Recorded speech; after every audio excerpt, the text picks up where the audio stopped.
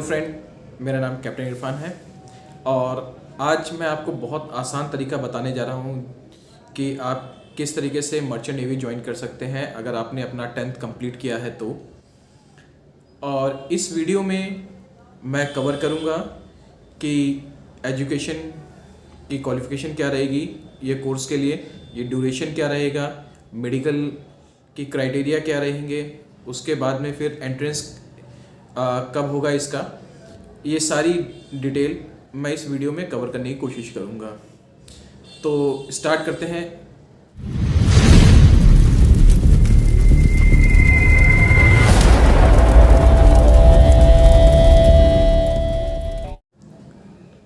तो दोस्तों, ये कोर्स का नाम है जीपी रेटिंग। जीपी रेटिंग का फुल फॉर्म क्या है?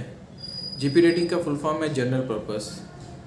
अब जनरल पर्पस जो आपने ये नाम सुना है तो आपको थोड़ा बहुत समझ आ गया होगा कि मतलब इसका काम क्या रहता है। जनरल पर्पस एक वो रहता है कि जो शिप का मेंटेनेंस में काम आएगा और हर जगह मतलब जैसे कैप्टन जो भी ऑर्डर्स देंगे या चीफ ऑफिसर जो भी ऑर्डर देंगे तो वो फॉलो करना का रहेगा शिप के अंदर में।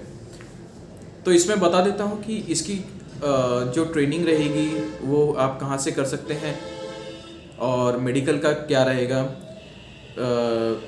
मेडिकल किस तरीके से आपको क्लियर करना रहेगा, ज्वाइनिंग क्या रहेगी, ड्यूरेशन क्या रहेगी, आप कौन से रैंक में जाएंगे फर्स्ट टाइम में। तो ये सारा मैं इस वीडियो में कवर करने की कोशिश करूँगा। तो सबसे पहले मैं बता देता हूँ कि ये 6 महीने का कोर्स रहता है। जनरल पर्पस जो जीपी रेटिंग रहती है, जनरल पर्पस 6 महीने का कोर्स रहता है। आपको ये 6 महीना एकेडमी में ट्रेनिंग करना पड़ेगा। एकेडमी में ट्रेनिंग करने के बाद में फिर एकेडमी वाले आपको सारे डॉक्यूमेंट्स प्रोवाइड किए जाएंगे, जैसे कि सीडीसी हो गए और आपका मेडिकल सर्टिफिकेट हो गया, आपका इंडोर्स हो गया, आपका सारे कोर्सेज जो इंस्टीट्यूट की तरफ से कराए जाएंगे वो सारे आपको 6 महीने के बाद में इंस्टीट्यूट आपको प्रोवाइड करेगी।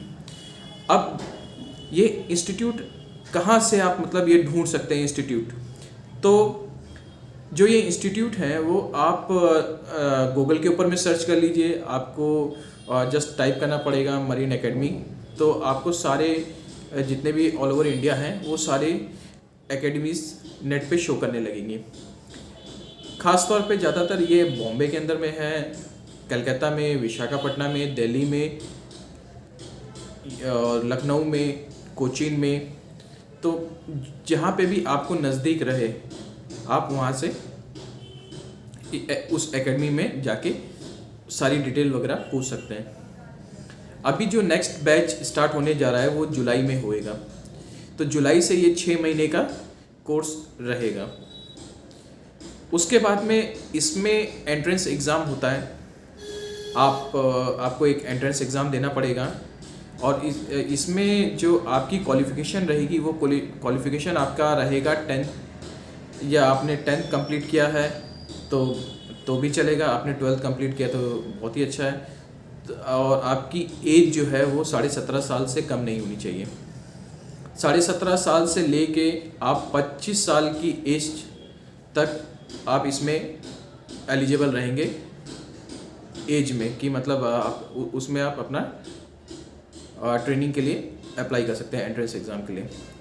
तो जैसे ही आपका एंट्रेंस एग्ज़ाम क्लियर होता है तो कॉलेज की तरफ से आपको सारी डिटेल बता दी जाएगी कि आपके बैच कब से स्टार्ट हो रहे हैं और आपको क्या क्या प्रोवाइड किया जाएगा एकेडमी के थ्रू।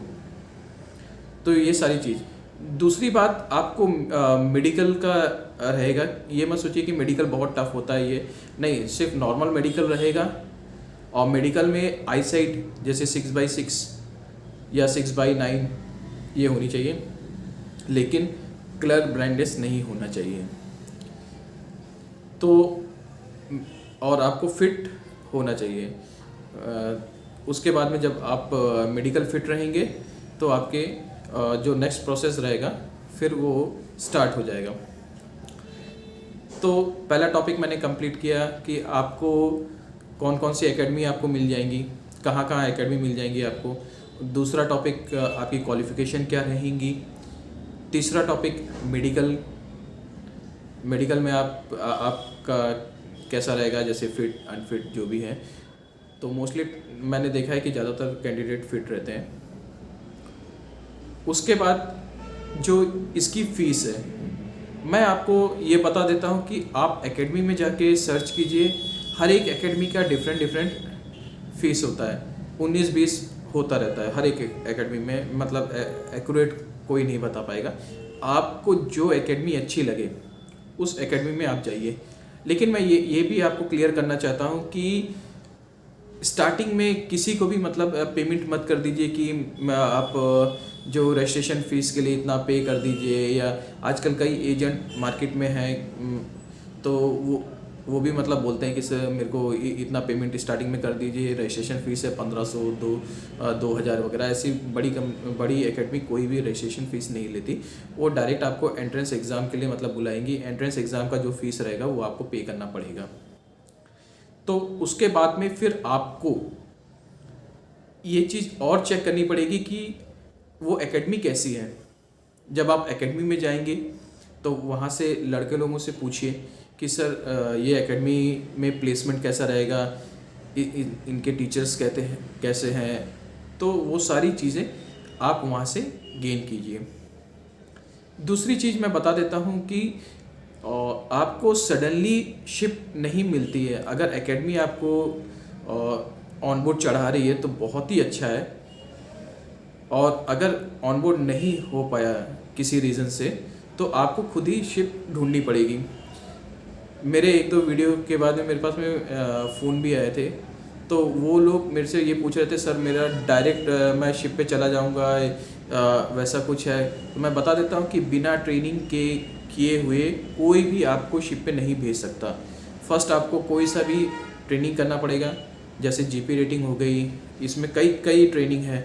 और उसके बाद में फिर सलून की CCMC जो है वो वाला, या तो फिर डेक कैडेट का, या तो फिर ETO, ऐसे कई डिपार्टमेंट है मर्चेंट नेवी में।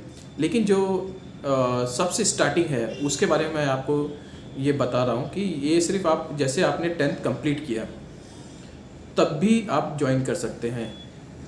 और उसके बाद में फिर ये मत सोचिए कि आपको शिप सडनली मिल जाएगी। कभी कभी शिप ढूंढने में टाइम लगता है। बस ये मैं कहूँगा कि आप होप मत हारिएगा। कई मतलब एजेंट आपको बोलेंगे कि मैं इस कंपनी में चढ़ा दूंगा, उस कंपनी में चढ़ा दूंगा।